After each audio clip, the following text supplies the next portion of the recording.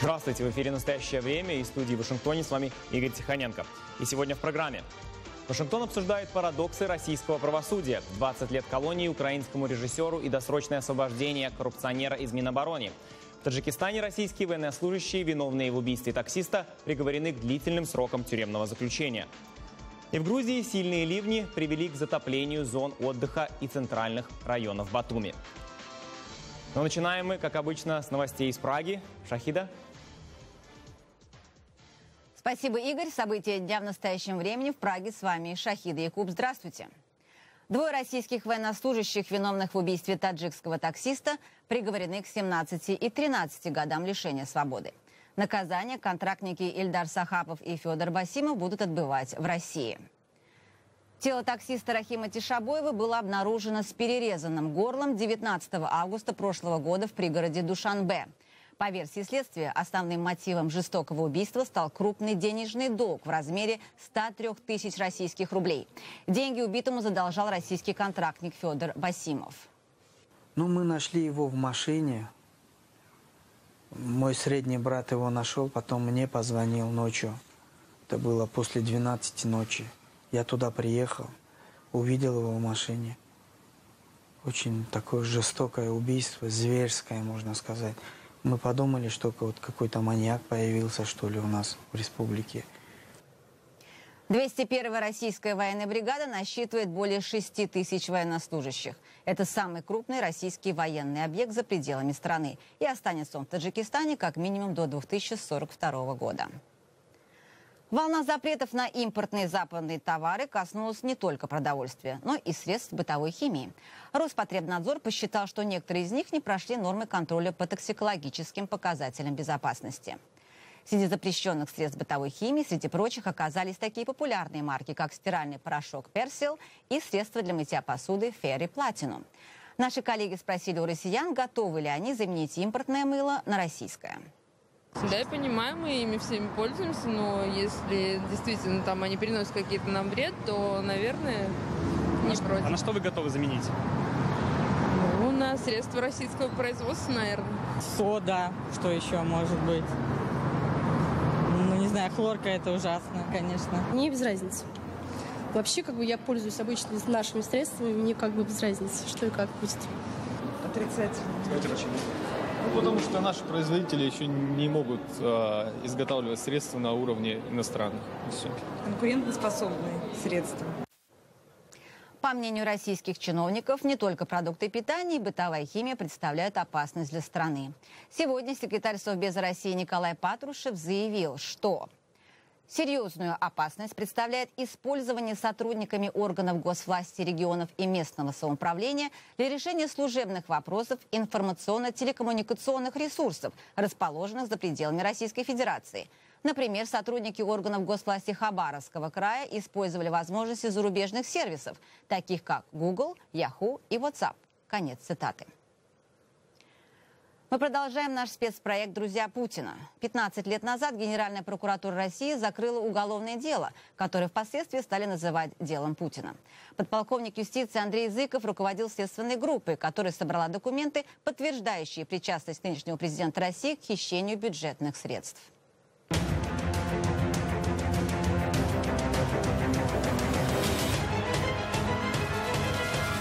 Маленькая такая справочка по эпизоду проведения обыска и выемки документов в кабинете Путина. Помощником мэра Санкт-Петербурга Собчака является Киселев Владимир Владимирович, он же правая рука Петрова Геннадия. Авторитеты организованной преступной группировки Малышева. В настоящее время Киселев ВВ занимается выколачиванием денег предпринимателей среднего и малого бизнеса города на поддержку предвыборной кампании мэра Собчака. Делается это следующим образом. Имеется фонд поддержки проведения Олимпийских игр 2004 года, куда предпринимателей заставляют переводить к определенному сроку деньги, валюту в сумме 50 тысяч долларов. Если предприниматель не укладывается в срок, то его обязывают перевести большую сумму, примерно вдвойне. При этом используют силовые методы давления вплоть до физической расправы. Киселев ВВ лично звонит предпринимателям и требует перевода указанной суммы в указанные им сроки. и в случае отказа угрожает физической расправой. В необходимых случаях, будучи активным членом ОПГ Малышева, решает вопросы приезда команды для выколачивания денег. 18 апреля 1996 года ожидается собрание предпринимателей, организованных под угрозой расправы Киселевым МВВ, которое, по информации источников, будет происходить в элитном клубе 2004, на котором ожидается выступление первого заместителя мэра Санкт-Петербурга, председателя комитета по внешнеэкономическим связям мэра Санкт-Петербурга Путина Владимира Владимировича по поводу сбора денег в фонд поддержки кандидатуры Собчака на предстоящих выборах.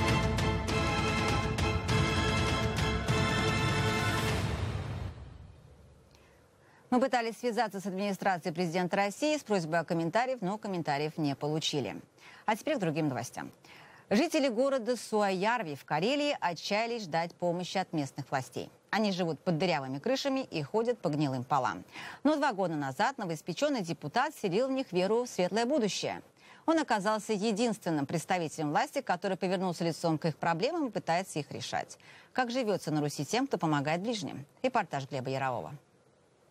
Карельский городок Суоярви. Узнать его можно уже на подъезде. Почти 40 километров ухабов, ям и выбоин первыми встречают всех жителей и гостей города.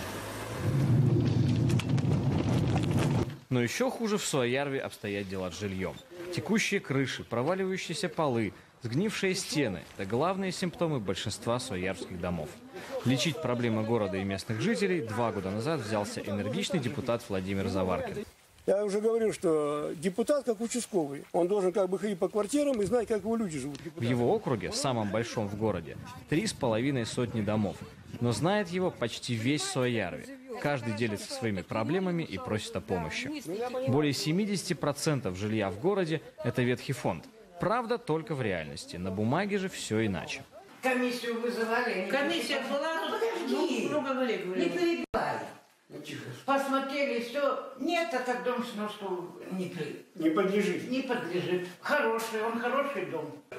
Этот хороший дом 1950 года постройки. Туалет на улице, централизованного вывоза мусора нет, воды тоже нет. Зато есть крысы в подвалах, дыры в потолках и при этом огромные коммунальные счета. Всего за квартиру у меня выходит в месяц 2468,73 копейки. Какая у вас площадь? У меня площадь 39, 31 квадрат почти.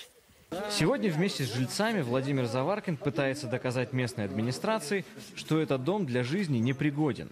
Я пришел вот, депутатом, да?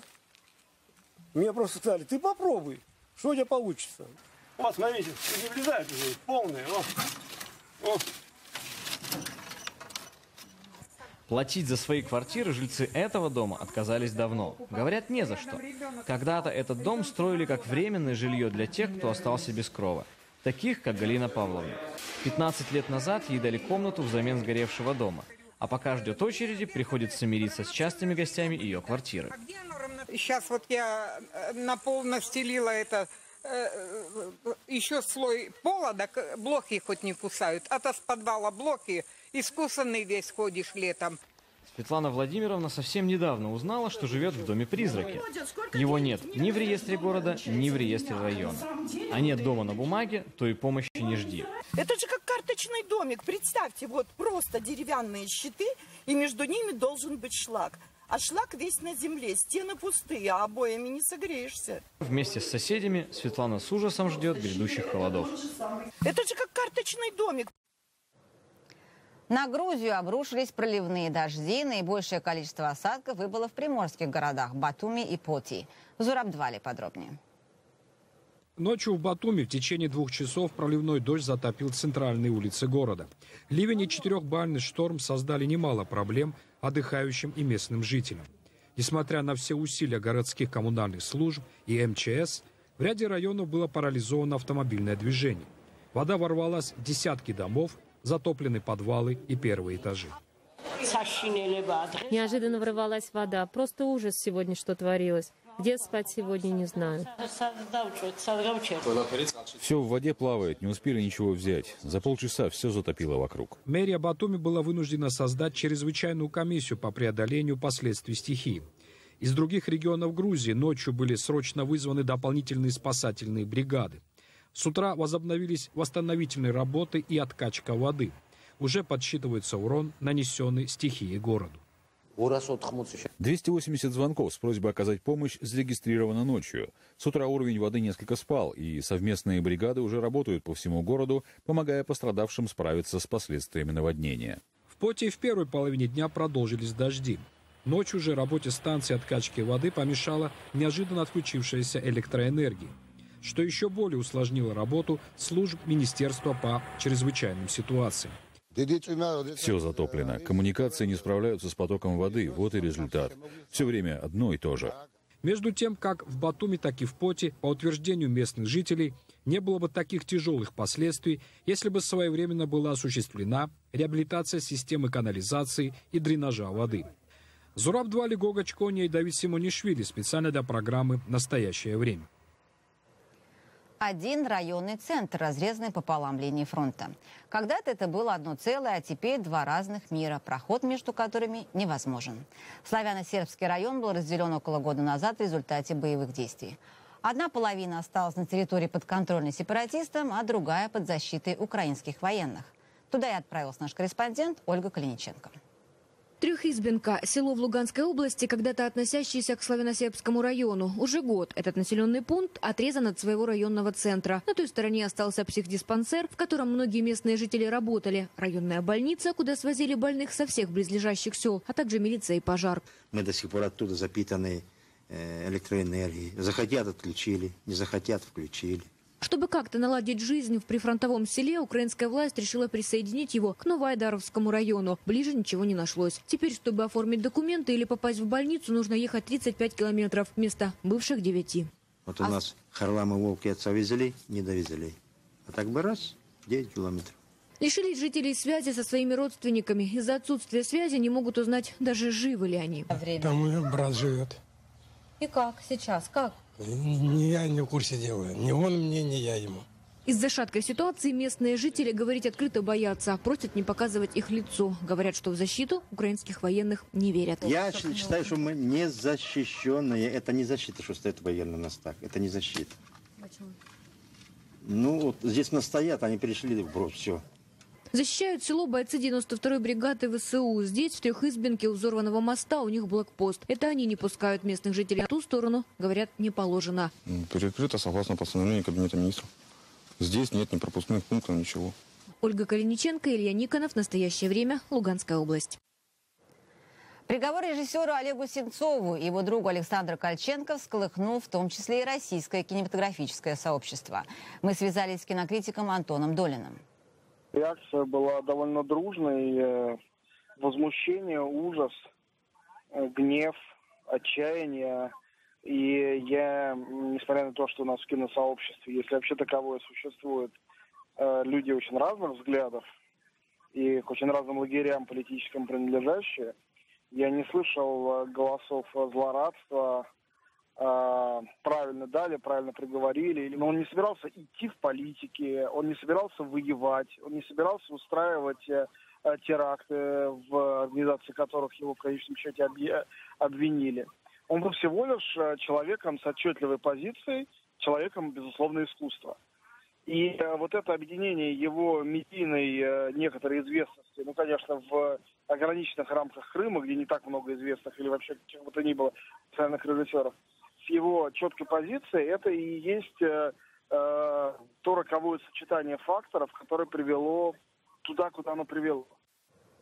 В разных странах мира прошли митинги в поддержку, как их уже стали называть, узников Путина. Возле посольства Польши России прошла акция протеста против приговора Сенцова и Кольченко. Участники вышли с плакатами «Хватит бояться» и скандировали «Свободу Сенцову». А наши коллеги с «Радио Свободы» взяли интервью у сестры Олега Сенцова. И вот как она комментирует ситуацию. Сейчас страшно даже не за Олега, а страшно за других несогласных, которые, может быть, не такие сильные, как Олег. Потому что похоже, что репрессии будут набирать обороты. И реально за людей страшно, очень страшно. И не у всех есть такая сила, как у Олега.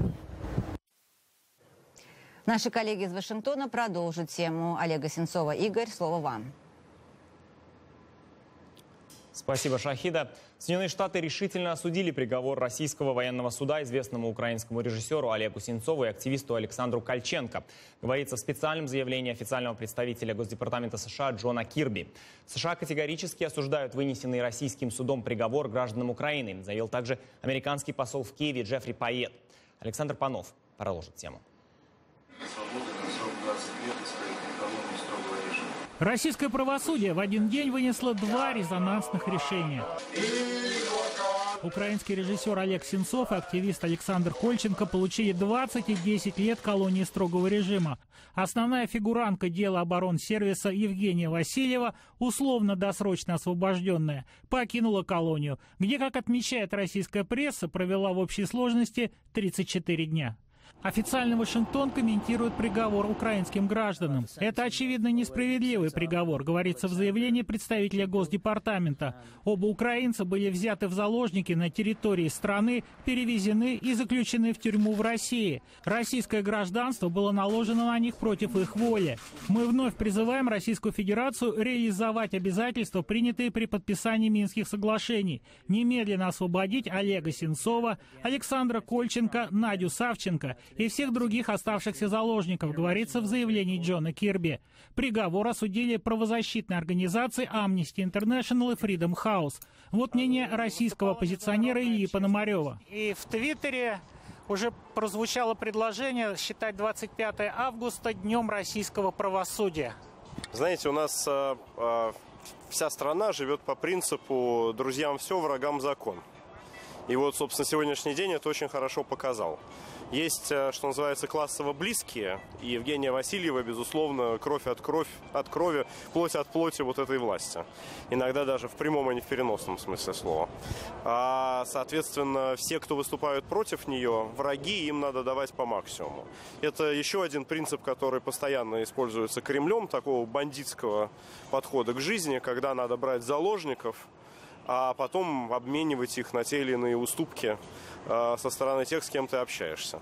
Так вот, в заложники был взят эстонский офицер безопасности для того, чтобы торговаться дальше с блоком НАТО, что у нас ваш человек сидит.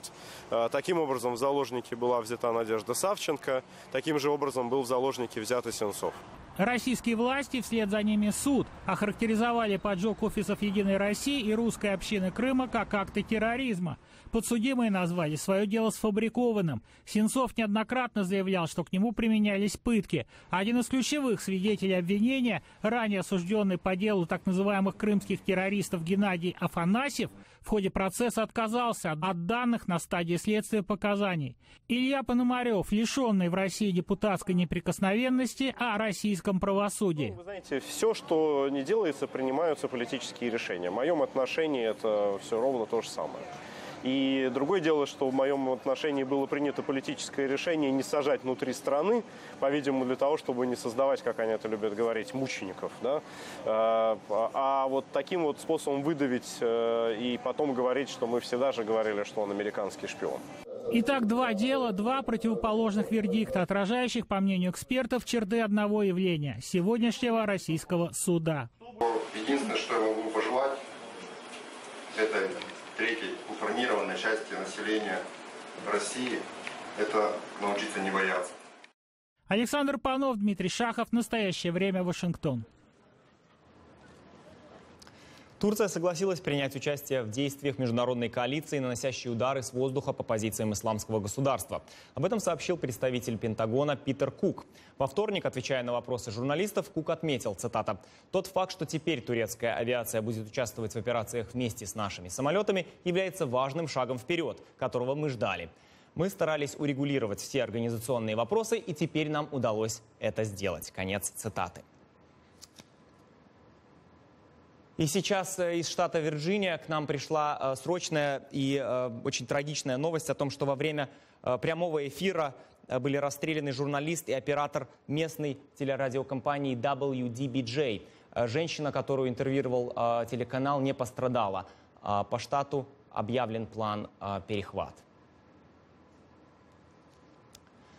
И в последнее время тема хранения и использования огнестрельного оружия не сходит со страниц американских газет.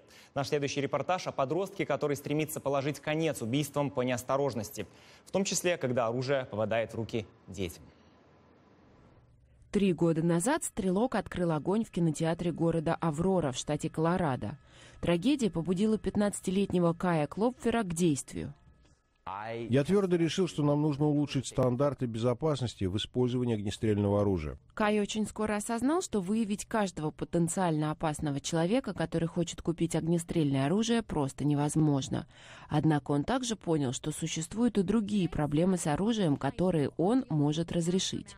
Сегодня сотрудники одной из школ в городе Спокейн, штат Вашингтон, переживают последствия неосторожного обращения девятиклассника с оружием. По словам полицейских, подросток нечаянно нажал на курок 9-миллиметрового пистолета и застрелил 5-летнего ребенка. Каждые 30 минут в США из огнестрельного оружия кого-нибудь ранят или убивают. Клопфер решил изобрести пистолет, которым смог бы пользоваться только владелец, а не ребенок или посторонний человек. Я очень хочу положить конец подобным несчастным случаям с детьми.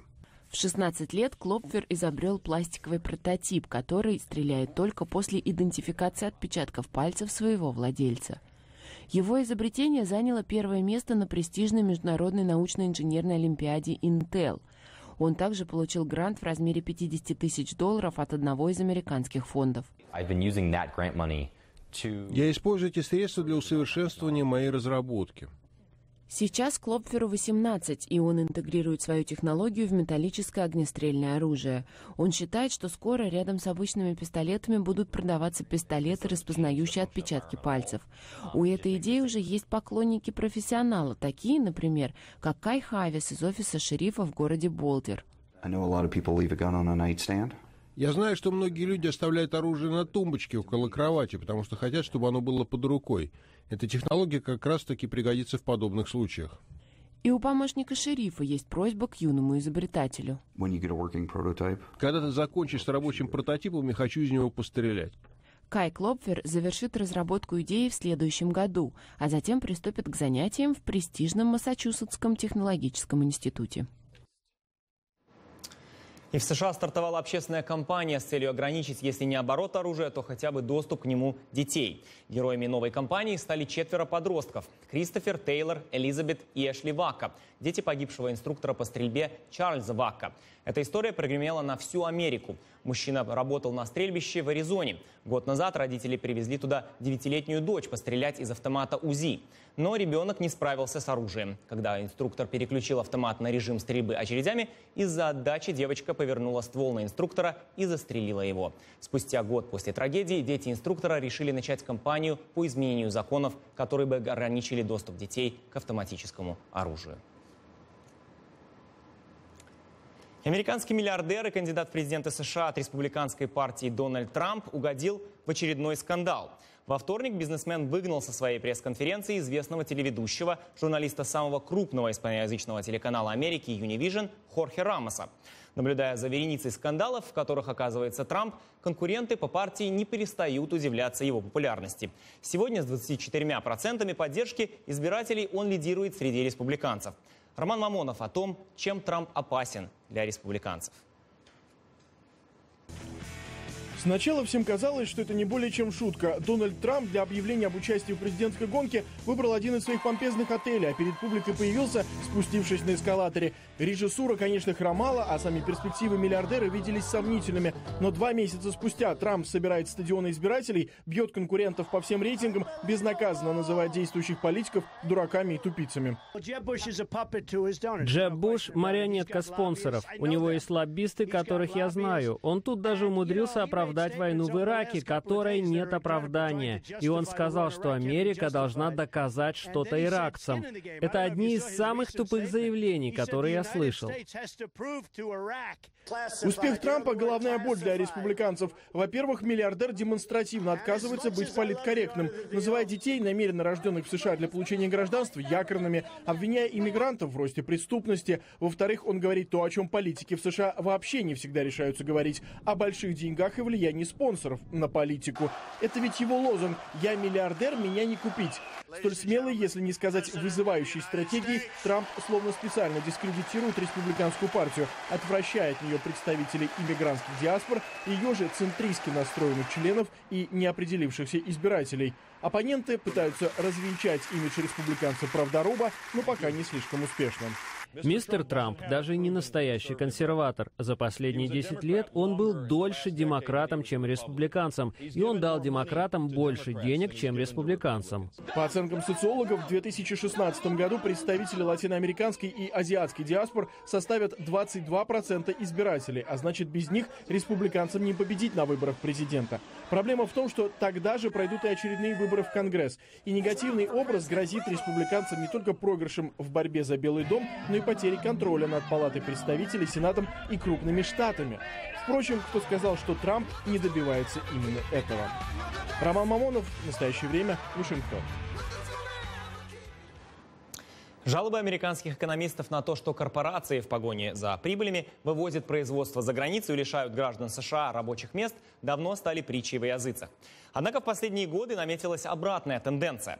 Даже в Китае, который все эти годы был особенно выгоден западным фирмам как объект так называемого аутсорсинга, производить многие товары теперь становится дороже, чем в Америке. Продолжение темы в материале Вадима Оленичева. Эра аутсорсинга, который стал причиной ликвидации промышленного производства, а с ним и миллионов рабочих мест в США, похоже, подходит к концу. Это не значит, что транснациональные корпорации решили сделать подарок американскому среднему классу. Дело в том, что за прошедшие десятилетия вырос и окреп другой средний класс в Китае. Китайские работники за 10-15 лет тоже стали квалифицированными. Они не хотят больше работать за гроши, и себестоимость производства значительно выросла. 10 лет назад с помощью аутсорсинга корпорации экономили в среднем 15 центов с каждого доллара произведенной продукции. Теперь эта цифра составляет всего 4 цента с $1. Такая экономия не очень-то стоит длительных хлопот с получением лицензий, строительством предприятий и подбором кадров в дальних странах. Бизнесы не могут просто остановить производство и вывести его целиком. Это длительный процесс, включающий в себя логистику, автоматизацию и инновации, направленный на то, чтобы правильно подогнать продукцию под нужды местного потребительского рынка. Возник еще один фактор. В связи с затяжной последней рецессией и изменением международной ситуации, все большее число граждан США из патриотических соображений стараются покупать товары, сделанные в Америке. А когда потребители едины в своих стремлениях, это мощная сила. Даже более дешевая продукция, такая как китайская, не выдерживает конкуренции, если люди осознанно покупают отечественные товары. Вот почему в Миннесоте, Огайо, Мичигане уже начали открывать свое производство иностранные фирмы, в первую очередь из Индии и Китая. В этих и других американских штатах для них имеются выгодные условия, включая налоговые льготы, дешевизну энергоносителей и территориальную близость к рынку сбыта. Еще несколько лет назад иметь производство в Китае было привлекательно. Не только из-за его дешевизны, но и потому, что там была инфраструктура. Поставщики и производители находились рядом. Но теперь мы видим обратный эффект. В последние несколько лет начался аутсорсинг наоборот, то есть вывоз производства из Китая назад в США. Вместе с производством индийские и китайские бизнесы привозят и самый важный товар – рабочие места. В такой индустрии, как бытовая электроника или автомобильные запчасти, американские работники лучше обучены и более привычны к автоматизированным системам, чем их коллеги из развивающихся стран Азии. Иметь квалифицированные кадры выгодно и компаниям. Не исключено, что в США постепенно начинается возврат к истокам. Возможно, купить пылесос или телевизор жителям Соединенных Штатов обойдется дороже. Но зато теперь они будут сделаны в Америке, их же руками. Вадим Оленичев, Андрей Дегтярев. Настоящее время. Вашингтон. И хорошая новость для 12-летнего мальчика, потерявшего равновесие в одном из выставочных павильонов Тайпея и продырявившего дорогостоящее полотно «Цветы» живописца Паула Парпоры. Организаторы выставки решили не предъявлять финансовых претензий семье ребенка, а попросить свою страховую компанию покрыть расходы по восстановлению картины, стоимость которой превышает $1 миллион. Ну что ж, на этом наша передача подошла к концу. Спасибо, что были с нами. Мы благодарим наших коллег в Праге и прощаемся с вами до завтра. Ну а мы благодарим коллег в Вашингтоне и всех наших зрителей. Смотрите «Настоящее время» в эфире своих национальных телеканалов. Я Шахида Якуб. Всего доброго. До свидания.